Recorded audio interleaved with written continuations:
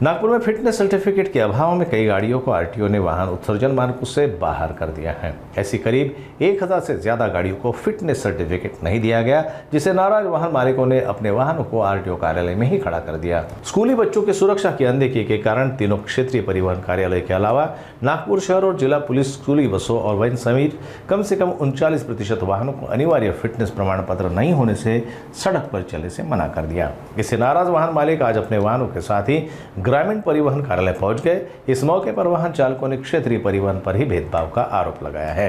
वाहन मालिकों का कहना है कि उनके पास सभी वैध दस्तावेज है और फिर भी ट्रांसपोर्ट कमीशन का सर्कुलेशन सिर्फ कुछ क्षेत्र के कार्यालय तक सीमित है। ऐसे में वाहन मालिकों ने इसमें किसी नेता के करीबी के लिप्त होने का आरोप लगाया है। वाहन मालिकों का साफ कहना है कि अगर उनकी मांगें पूरी नहीं होती है तो ऐसे में नागपुर शहर की सभी गाड़ियां आरटीओ कार्यालय के बाहर खड़ी कर देंगे। हमने जो हमारी गाड़ियां है जिनका फिटनेस प्रादेशिक परिवहन कार्यालय में ने नहीं दिया, यह गाड़ियां रास्ते पे नहीं चल सकती है, इसलिए इन गाड़ियों को हमने प्रादेशिक परिवहन ऑफिस में लाके खड़ा कर दिया है। कौन कौन अधिकारी इसमें सहकार्य नहीं कर रहे क्या? देखिए, जो भी सेंट्रल गवर्नमेंट और महाराष्ट्र गवर्नमेंट का कायदा होता है, उसको मोटर व्हीकल एक्ट के हिसाब से, वो कायदे के हिसाब से गाड़ियों के फिटनेस और बाकी सब चीजें देने का काम उसके हिसाब से मोटर व्हीकल एक्ट के हिसाब से फिटनेस और बाकी चीजें होती है। लेकिन अभी माननीय टीसी ट्रांसपोर्ट कमिश्नर साहब, इन्होंने एक सर्कुलर निकाला है कि वीएलटीडी सर्टिफिकेट की वैधता, फिटनेस की वैधता तक होनी चाहिए, उसके बाद ही फिटनेस दिया जाए, जो कि टेक्निकली असंभव है। ये उनके पूरे अधिकारियों को भी समझ में आ रहा है। और सबसे बड़ी चीज, कायदे से बड़ा अधिकारी नहीं हो सकता।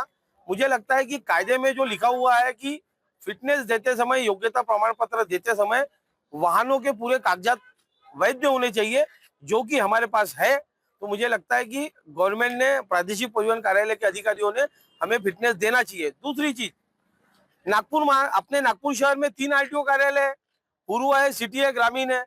पूर्व कार्यालय और सिटी कार्यालय में फिटनेस दिए जा रहे हैं, ग्रामीण कार्यालय में फिटनेस नहीं दिए जा रहे हैं, सोलापुर सांगली में फिटनेस दिए जा रहे हैं, पुणे में फिटनेस दिए जा रहे हैं। तो क्या ट्रांसपोर्ट कमिश्नर का जो सर्कुलर है वो क्या कुछ लिमिटेड ऑफिसेस के लिए थोड़ी है? इसके अलावा जो वीएलटीडी सर्टिफिकेट जो लगाने के लिए गवर्नमेंट मजबूर कर रही है, उसका सिस्टम ये है कि वीएलटीडी सर्टिफिकेट का सर्विलेंस सेंटर ये आरटीओ और पुलिस डिपार्टमेंट के पास में रहना चाहिए, जो यंत्रणा अभी तक तैयार नहीं हुई। उसके लिए प्रेशर डाला जा रहा है वाहन मालिकों को ऊपर।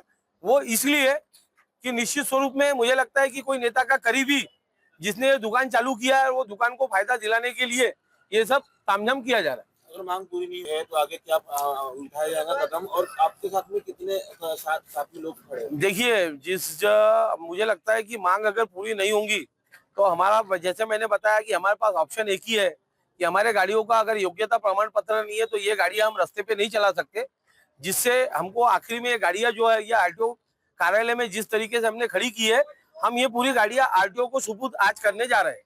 कितनी गाड़ियां हैं और कितनी एजेंसीज की गाड़ियां इसमें खड़ी होंगी? नागपुर शहर में तकरीबन अभी मुझे लगता है कि ऐसी 1000 गाड़ियां होंगी जिनका फिटनेस वीएलटीडी की वजह से रुका हुआ है। और इसमें स्कूल बस ही नहीं, इसमें सभी व्हीकल है, ट्रांसपोर्ट व्हीकल पूरे जिनको वीएलटीडी लागू है।